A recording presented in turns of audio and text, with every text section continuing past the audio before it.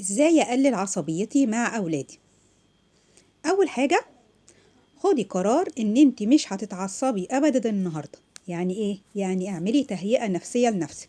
مهما تعرضتي من امور من اولادك او كلام، انا واخده قرار ان انا مش هتعصب النهارده. يعني النهارده هكون هاديه. زي ما بتقدري تمسكي نفسك وانت قاعده مع زوجك او اي حد وقت الغضب، لازم تتعلمي ان انت تمسكي نفسك برضو وتهيئي نفسك تهيئة نفسية ان انا مش هتعصب النهاردة مع اولادي. تاني حاجة، اول ما تتعرضي لموقف هيعرضك للعصبية، استعيذي بالله من الشيطان الرجيم وكرريها عدة مرات، والافضل يكونوا عدد المرات وترية.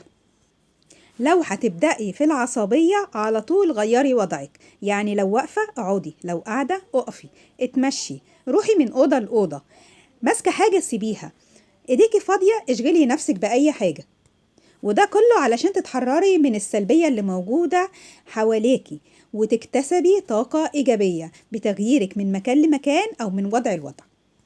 وبرضو لو حسيت ان انت هتدخلي في موجة عصب، اجري على طول على المية واشربي كوباية مية او اتوضي، وده الافضل. فان غضب احدكم فليتوضأ. وكمان اغسلي وشك. طيب لو العصبية زيادة، يا سلام لو خدتي دش بارد، لأن المية بتطفي النار المنبعثة من الغضب. طيب ايه كمان؟ حطي نفسك مكان ابنك واعرفي هو متعصب ليه وايه اللي وصله للحالة دي، وافتكري الموقف نفسه.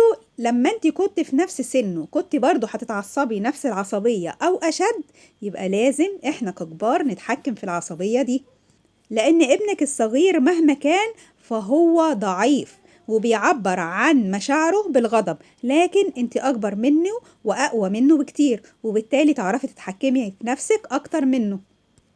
من حقك تاخدي هدنة في اليوم، وحتى لو كانت ربع أو نص ساعة بس، اشربي فيها فنجان قهوة، فنجان شاي، خدي قيلولة صغيرة، اعملي مكالمة مع حد بتحبيه، مارسي رياضة، مارسي هواية مفضلة ليكي، شاهدي مناظر طبيعية، استمتعي بسماع موسيقى، أي حاجة من الحاجات ديت. طيب وأكتر حاجة إحنا بناخدوها هدنة، أكبر فترة بناخدوها هدنة هي وقت الصلاة.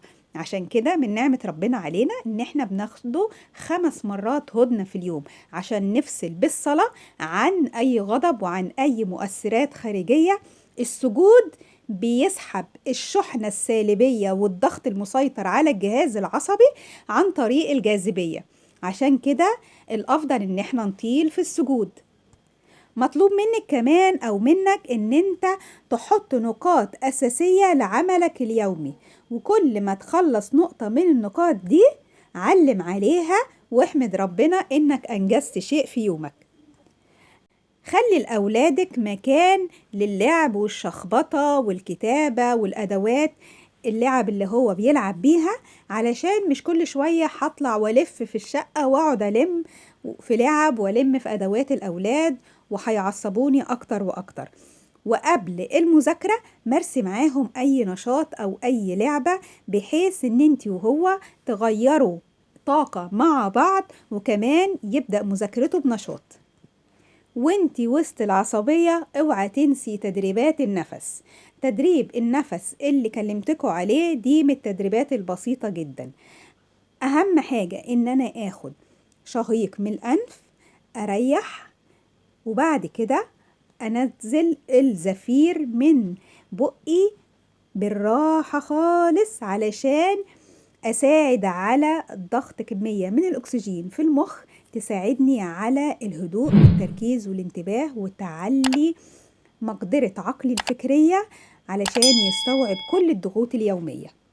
ولو حافظتي على تدريب النفس باستمرار هيبقى عادة، مارسيه على الأقل من 3 ل5 مرات في اليوم، هتلاقي نفسك العصبية والتوتر اليومي قل تدريجيا، وهتلاقي نفسك وقت العصبية على طول بتاخدي شهيق وزفير وهتريحي نفسك وهتشربي مية وهتنفذي كل اللي أنا قلتلك عليه.